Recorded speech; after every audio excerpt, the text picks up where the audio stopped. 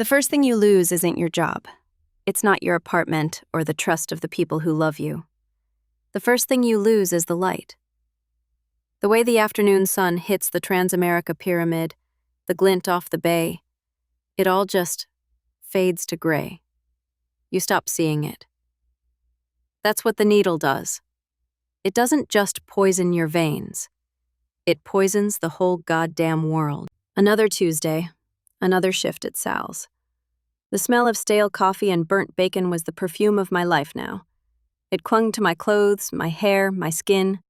I used to smell like darkroom chemicals, fixer and stop bath, the smell of creation. Now, I just smelled greasy. Ellie, order up. 2 over easy, bacon, side of rye. And try not to fall asleep on your way to table 4 this time. On it, Sal. Bright-eyed and bushy-tailed. Bushy-tailed my ass. My tail was dragging so low it was scraping the grimy linoleum. Every muscle ached. A deep, gnawing ache that felt like it was in my bones. The morning's fix was wearing off, and the familiar panic was starting to crawl up my throat like bile. Just gotta make it through lunch. Just a few more hours. Hey, you okay, kid? You look like death warmed over. Again. Just a late night, Sal. You know me. Burning the midnight oil. Burning something, that's for sure. Your hands are shaking. Go take 5. Splash some water on your face. Thanks, Sal. In the grimy bathroom, the face in the mirror was a stranger. Sunken eyes, bruised-looking sockets. Skin like parchment stretched too thin over bone. Where was the girl who'd won that photography award? The one whose portfolio had university professors buzzing. Gone. Replaced by this. Ghost. This hollowed-out thing. I clutched the porcelain sink, knuckles white, fighting the tremors. The craving was a physical thing, a monster clawing at the inside of my stomach. It whispered promises of warmth, of peace, of just nothing. That beautiful, blessed nothing. Excuse me, miss? Could we get some coffee over here? Right, coffee. Be right there. I stumbled back out, the coffee pot rattling in my hand. Table 4 was a couple of yuppie types, all crisp suits and shiny shoes. They looked at me like I was something they'd scraped off their heel. About time. And be careful with that. I don't want it all over my tie. Wouldn't be the worst thing to happen to that tie. What was that? I said it's a very nice tie. I poured the coffee, my hand shaking so badly I sloshed some into the saucer. The man sighed, a loud, theatrical sound of pure annoyance. I wanted to smash the pot over his perfectly coiffed head. Instead, I just walked away, the heat of shame crawling up my neck. Back behind the counter, Sal was watching me, his arms crossed. The look on his face wasn't angry, it was worse. It was disappointed. Ellie, this isn't working. What? No, Sal, I didn't get much sleep. I can do better, I promise. You've been promising that for 6 months. I look at you, and I remember your mom. She was so proud of you. That gallery show you had down in the Mission, she brought the newspaper clipping in here, showed it to every single customer. My Ellie, she'd say. She sees the world different. Don't, Sal. Please. I have to, because I think you've forgotten. You come in late. You nod off by the coffee machine. You're scaring the customers. I've been covering for you, making excuses, but I can't do it anymore. This is your last chance. One more screw-up and you're gone. You hear me? I hear you. The words hit harder than any slap. I nodded, unable to speak past the lump in my throat. I finished the shift in a daze, moving like an automaton. The clatter of plates, the scrape of cutlery, the meaningless chatter, it all blurred into a dull roar. All I could hear was the monster in my gut, roaring for its next meal. The second I clocked out, I was running. Not walking, running. To Marco. My salvation and my damnation, all rolled into one greasy, ponytailed package. His place was a shithole in the Tenderloin, but to me, it was an oasis. He opened the door, a smirk playing on his lips. Well, well, look what the cat dragged in. You look like shit, Ellie. You got it, Marco? Do I got it? Does a bear shit in the woods? Of course I got it. You got the cash? Yeah. My tips from the week. It's all there. Let's see, 20, 40, 55. Not bad for a walking ghost. You know, you used to be cute. Real potential. Now, it's a shame. Just give it to me, Marco. Eager, are we? All right. Here you go. 1 ticket to paradise. Try not to OD in an alley somewhere. It's bad for business. I snatched the baggie and fled, his laughter echoing behind me. I didn't make it home. I couldn't wait that long. I ducked into a piss-stinking alley, my hands fumbling with the works I kept in my camera bag. The camera bag. The irony was a bitter pill. It hadn't held a camera in months. Now it was just a coffin for my old life. The ritual was automatic. Cook, draw, find a vein. My veins were shot to hell, scarred and collapsed. It took 3 tries before I finally registered. Then, the plunge. And the release. Oh God, the release. It was a wave of warmth that started in my chest and spread through every limb, chasing away the shakes, the ache, the panic. The gray world bloomed into soft, focused color. The monster in my stomach purred and went to sleep.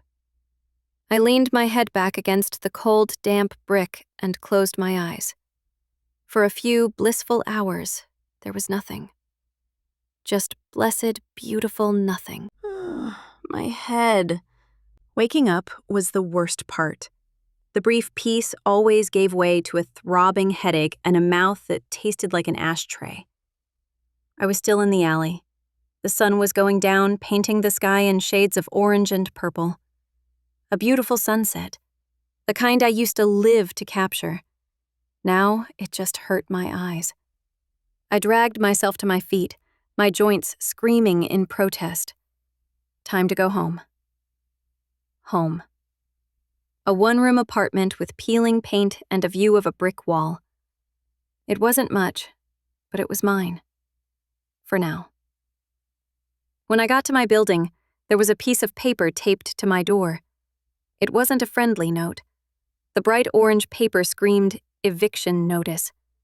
I had 14 days to pay 3 months of back rent or be out on the street. 14 days. Might as well be 14 minutes.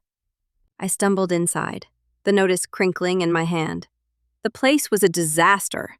Piles of clothes, dirty dishes, old magazines. My portfolio was shoved under the bed, and my camera, my beautiful Nikon, was gathering dust on a shelf. I slumped onto the mattress, the eviction notice falling to the floor. It was over. I was going to lose everything. Sal's final warning, the eviction, it was all crashing down. I could feel the monster starting to stir again. The panic was coming back. I needed another hit. I was scraping the bottom of the baggie Marco had given me when I heard a sharp, insistent knock on the door. Go away! Eleanor, it's me, Chloe. Open the door. I know you're in there. The landlord told me he served you the notice. Shit. Chloe, the last person I wanted to see. My perfect, brilliant, overachieving little sister. The law student. The one who had her shit together. Chloe? Hey! What are you doing here? Just hang on a second. Let me find my keys. I scrambled around, kicking clothes out of the way, hiding my works under the mattress. I took a deep breath and opened the door, pasting on a weak smile. She stood there, her arms crossed, her expression a mixture of pity and fury. She took in the state of the apartment, the state of me, and her nostrils flared in disgust. My God, Ellie. Look at you. Look at this place. It smells like despair. It's a little messy. I was going to clean up. Messy? This is a biohazard. And you? When was the last time you showered? or ate a real meal. You're killing yourself. Oh, here we go. St. Chloe with the lecture. I don't need this from you. I'm fine. Fine? You call this fine? You're about to be homeless. Sal called me, by the way. He told me he gave you one last chance. How long do you think that's going to last, huh? You're losing everything, Ellie. Don't you get it? I get that my life is none of your goddamn business. Why don't you go back to your perfect little life and your perfect little law books and leave me the hell alone? Because you're my sister. Because Mom made me promise I would always look out for you. And I feel like I'm watching you drown. Her words were a punch to the gut. I saw the tears welling in her eyes, and the anger just deflated out of me, replaced by a wave of crushing shame. I sank onto the edge of the mattress, my head in my hands. I don't know what to do, Chloe. I'm so tired. She sat next to me, the mattress springs groaning. For a long moment, we just sat in silence. Then she reached into her purse and pulled out a brochure. I do. It's a clinic up in Marin. It's not fancy. It's not one of those celebrity rehabs. It's a detox center. It's going to be hard, but they can help you. No, I can't. You can. And you will. I already called them. There's a bed waiting for you. Right now. Chloe, I can't just leave. My job, my apartment. Your job that you're about to lose? Your apartment you're being evicted from? What else is there, Ellie? There is nothing left for you here but a needle and a grave. This is it. This is the ultimatum.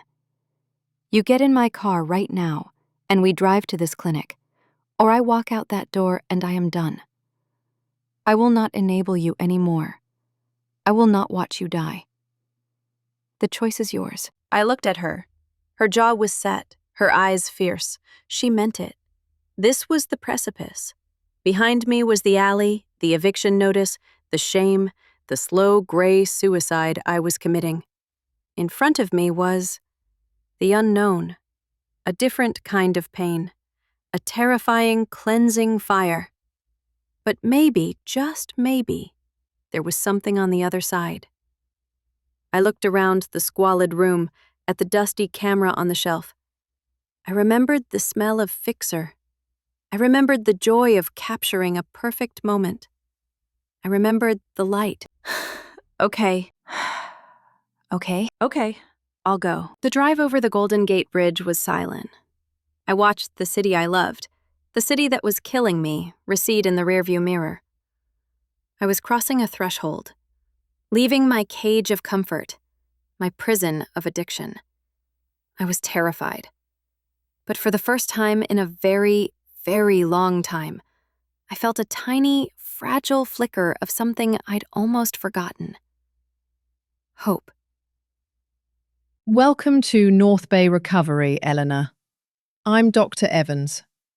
We're glad you made the choice to be here. Yeah, me too, I guess. The clinic wasn't what I expected. It wasn't a hospital, and it wasn't a country club. It was a series of simple, clean bungalows nestled in the Marin Hills. It smelled of pine needles and disinfectant. Chloe gave me a fierce, brief hug at the door, her eyes wet. "You can do this," she whispered, and then she was gone. A nurse with kind eyes and strong hands named Maria led me to my room. It was sparse. A bed, a dresser, a small window looking out at a grove of eucalyptus trees. There were no locks on the doors. The first 72 hours are the hardest. We'll do everything we can to make you comfortable, but there's no way around it.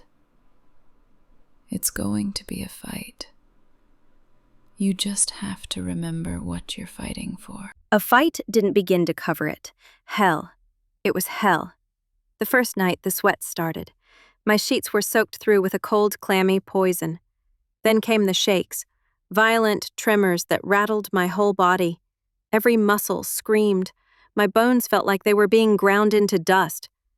I threw up until there was nothing left but dry, agonizing heaves.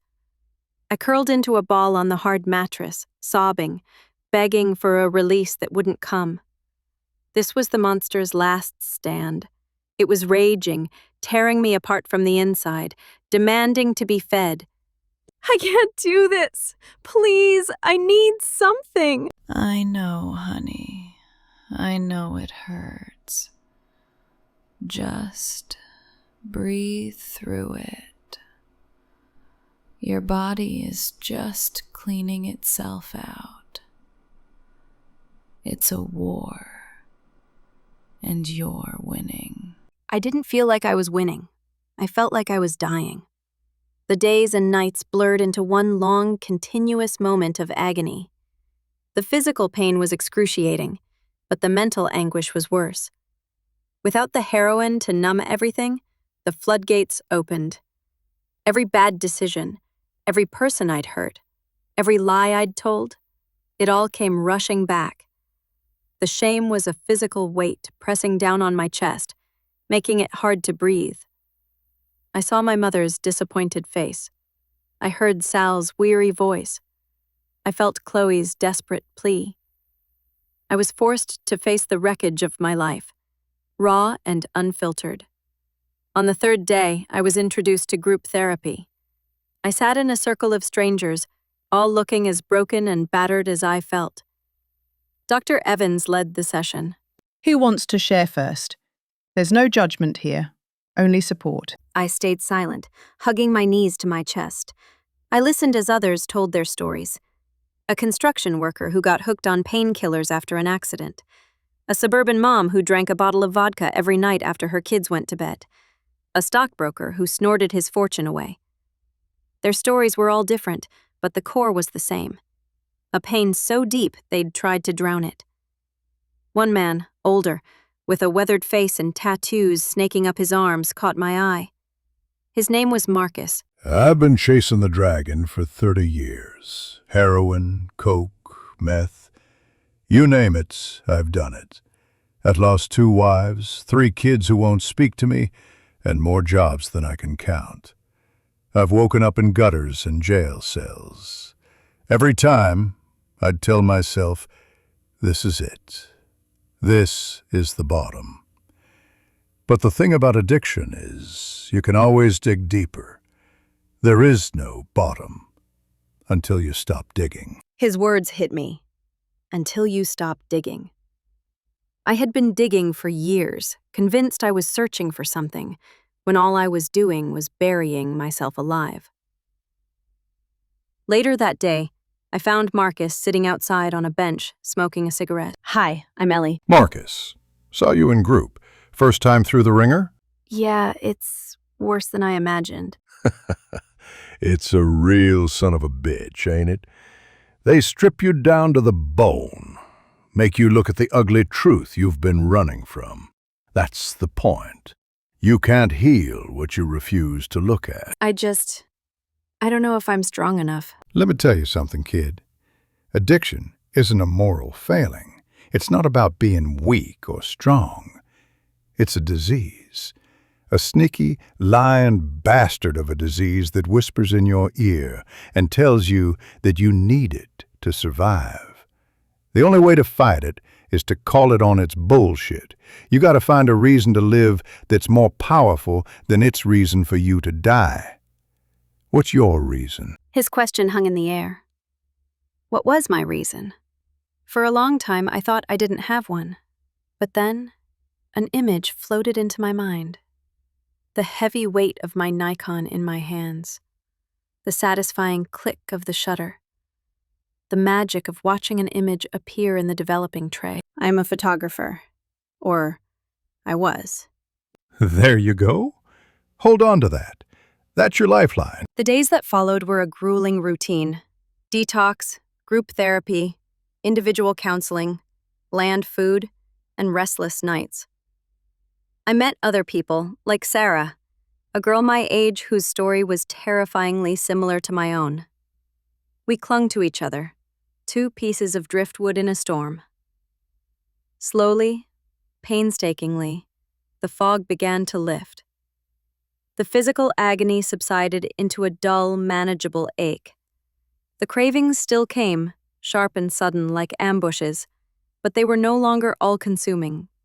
I was learning to breathe through them, to wait for them to pass, to call them on their bullshit. I started talking in group.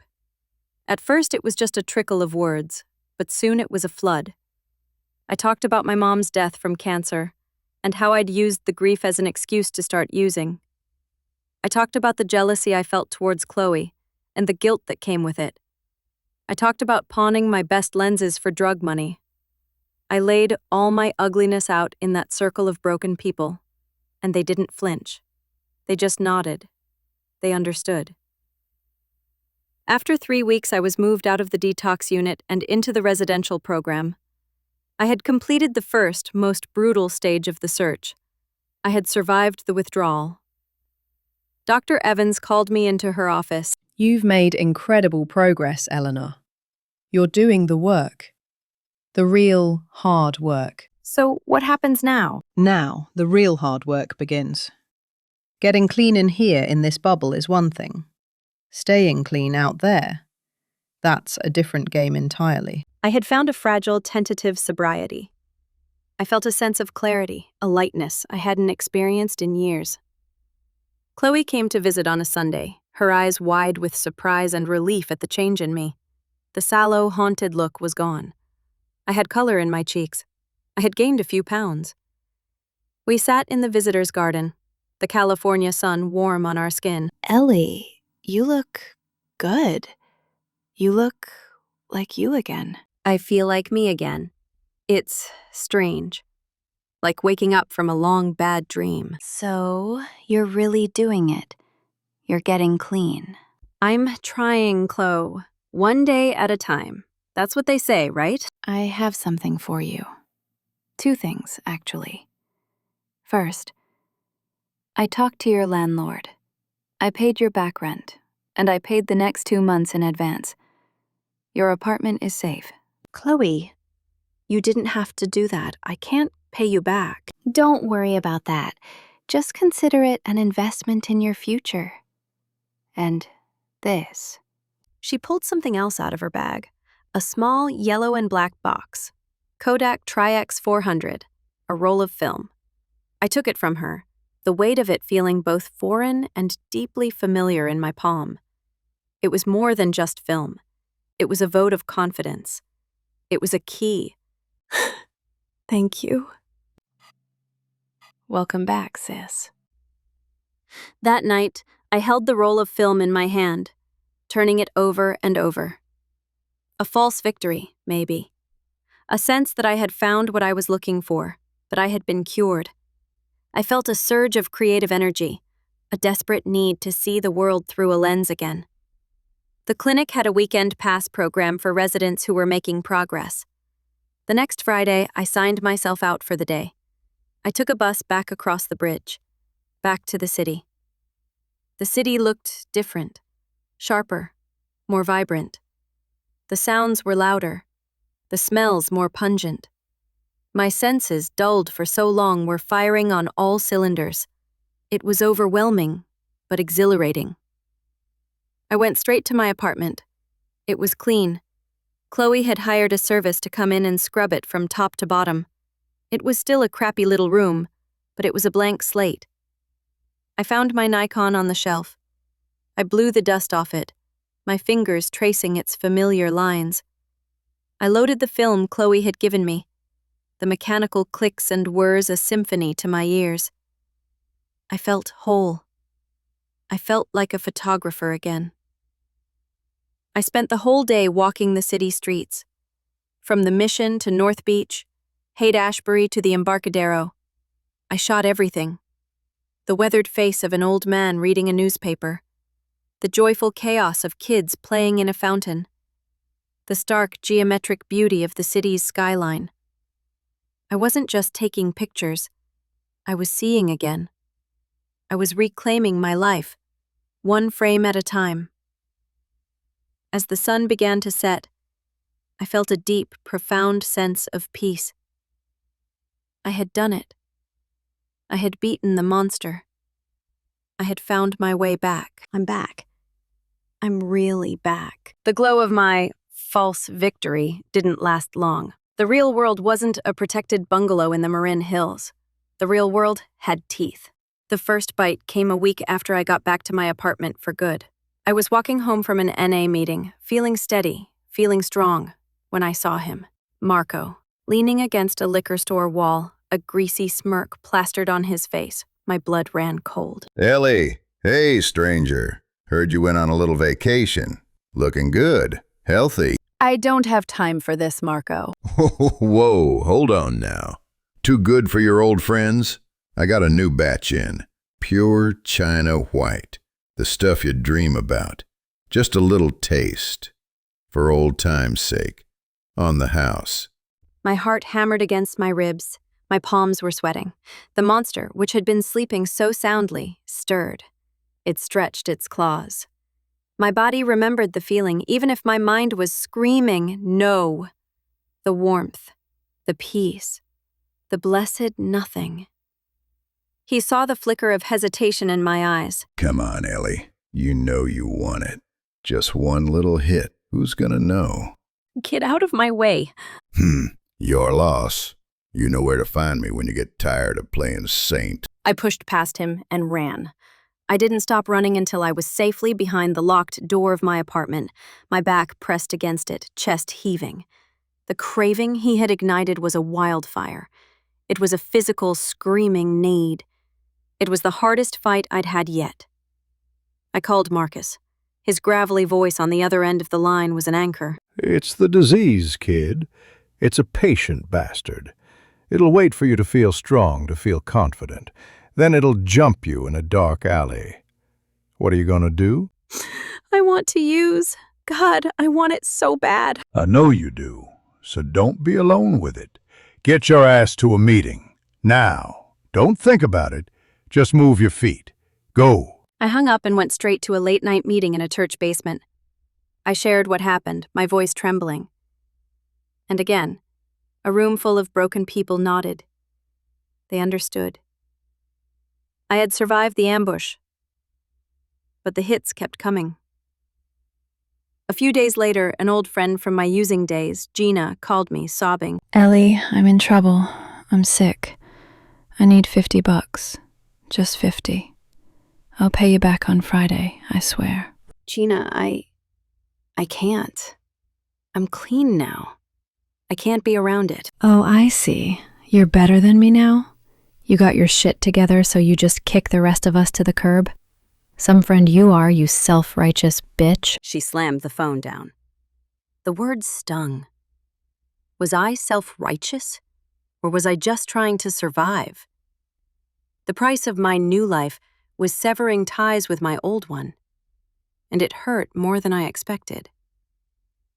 I was lonely. But the biggest challenge, the true cost of my journey, was yet to come. I developed the roll of film I had shot. The pictures were good, really good. They were honest. They had a soul. Looking at them, I felt that old spark, the passion I thought I'd lost forever. I put together a new portfolio, my hands shaking with a mixture of fear and excitement. I made an appointment with the editor of a local arts magazine, a man who had praised my work years ago. I walked into his office feeling a fragile sense of hope. He flipped through my portfolio, his expression unreadable. These are strong, Eleanor. Very raw. You've still got the eye. So you think there might be an opportunity? An assignment? Look, I'm going to be straight with you. Your reputation, it precedes you. I know you've been having some personal problems. We run on tight deadlines here. I can't risk giving an assignment to someone who might not show up, someone who might be unreliable. But I'm not. I'm clean. I went to rehab. I'm working a program. I'm glad to hear that. I truly am. But trust is earned back over time. Come back and see me in a year. If you're still on the straight and narrow, then we can talk. I walked out of his office in a daze. The world seemed to tilt on its axis. Unreliable. The word echoed in my head. That was the price. That was the brand I had seared onto my own skin. All that work, all that pain and detox, all that fighting. For what? To be told to come back in a year? A year felt like a century. The despair was a physical weight, heavier than any craving. It crushed the hope right out of me. What was the point of staying clean if the world would only ever see me as a junkie? The monster woke up. And this time, it wasn't whispering. It was roaring. It told me Marco was right. It told me what the editor was really thinking. It told me one hit would make it all go away. The rejection, the shame, the fucking injustice of it all. I found myself walking, my feet moving with a will of their own, through the Tenderloin. The streets were filled with ghosts, ghosts of who I used to be, ghosts of people who never made it out. I stood across the street from Marco's apartment building. The light was on in his window. I had money in my pocket, enough for a ticket to paradise, a ticket back to that blessed, beautiful nothing. This was the climax, the final confrontation, not with a person, but with the disease itself. My hand was on the door to the building. It was cold. I was crying, but I didn't know why. For the life I had lost? For the future I might never have? Thought I might find you around here. Marcus? What are you doing here? Are you following me? No, but I know the old hunting grounds. I've stood right where you're standing more times than I can count, staring up at a window, thinking all my problems could be solved with a $10 bag, thinking it would make the pain go away. It's not fair. I'm trying so hard and it's not fucking fair. They'll never let me forget what I was. So what? Fuck them. You're not doing this for them, are you? You're not getting clean to get a job or to make your sister happy. You're doing it for you, because that girl with the camera deserves a life. Let me tell you about the last time I stood here. I'd been clean for 2 years. 2 years. My son, my youngest, he was graduating from high school. He sent me an invitation. I went, stood in the back. I saw him get his diploma, saw him with his mom and her new husband. They looked so happy. He never even saw me. And the pain of knowing I threw that away, it was so big. I came right here, stood right on this spot. I had $100 in my pocket. I was ready to throw it all away. What happened? I thought about the price, not the $10 for the bag, the real price, the price of going back. And I realized the pain of staying clean was sharp, but the pain of using was a dull, endless drowning. I chose the sharp pain. I chose to live. And the next day, I got up and I lived. And the day after that. The world doesn't have to forgive you, kid. You have to forgive you. His words cut through the roar of the monster. He wasn't lecturing me. He was showing me his scars. He was telling me that I wasn't alone in this exact moment of despair. I looked at my reflection in the grimy glass of the door. The haunted girl from the diner bathroom was gone. In her place was a woman who was tired, who was sad, who was scared, but who was fighting. I took my hand off the door. Can you walk me to a meeting? A small idea I've dared all day. I walked away from Marco's door. It was the hardest thing I'd ever done. I was returning. Not just to my apartment, not just to the world of the living, but to myself. The journey back wasn't a triumphant parade. It was a quiet, deliberate walk, one foot in front of the other.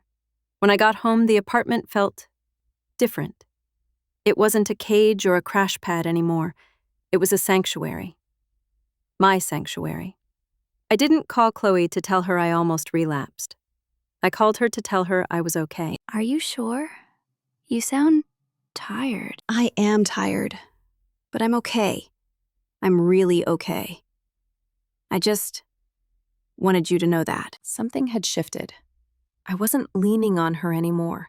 I was standing on my own. It was shaky, but it was a start. I started going to meetings every day. I got a sponsor. I did the work. I took Marcus's words to heart. I had to forgive myself, and I had to do it for me. I needed a job, something to pay the bills while I rebuilt my life. The rejection from the magazine still stung, but I couldn't let it paralyze me. I saw a help wanted sign in the window of a 1-hour photo lab downtown. It was humbling. A place that churned out vacation snapshots and kids' birthday pictures. It was a world away from the fine art galleries I had once dreamed of. But it was a job, and it smelled like darkroom chemicals. You have any experience with a C41 processor? I do, and with an enlarger. I can mix chemistry, push process film, dodge, burn, you name it. He hired me on the spot. The work was mundane, repetitive. I was a technician, a cog in a machine. But every day, I was surrounded by images. I saw people's lives in little glossy squares. Births, graduations, weddings, funerals. The whole beautiful, messy spectrum of human experience. And slowly, an idea began to form. My transformation wasn't a sudden, dramatic event. It was a quiet, incremental change. A series of small choices made every single day. The choice to get out of bed. The choice to go to a meeting. The choice to not pick up, just for today. My world had been transformed, not because my circumstances had magically improved, but because my understanding of them had. I realized my story wasn't a story of failure. It was a story of resilience. One afternoon, on my day off, I took my Nikon and went back to the Tenderloin. But I didn't go to Marcos Street. I went to the alleys, the soup kitchens, the SRO hotels. I started taking pictures, not of the drugs, not of the despair, but of the people, the survivors.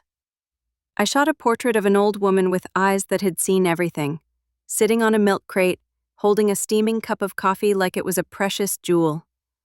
I captured a group of young runaways sharing a joke on a street corner, their laughter a brief, beautiful defiance against the grit and the grime. I saw Marcus, talking to a kid who looked as lost and scared as I had been, his hand on the boy's shoulder. I photographed them from a distance, the quiet strength in his posture, the flicker of hope in the kid's eyes. I was no longer just a photographer. I was a witness. My journey had given me a new lens. I could see the light in the darkest of places.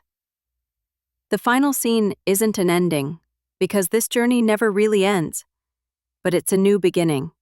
It's me, in my little apartment, the walls now covered with my new photos, portraits of struggle, of dignity, of the incredible, stubborn resilience of the human spirit. My camera is in my hands. It no longer feels like a ghost limb. It feels like a part of me. I look out my window, not at a brick wall, but at the slice of sky I can see between the buildings. The afternoon light is hitting the city, and the world is no longer gray. It's full of a million shades, a million stories, waiting to be told. And I am here to tell them. I am here to see. If you've enjoyed this video, like and subscribe to find out what's next on Olive Dramas. There's plenty.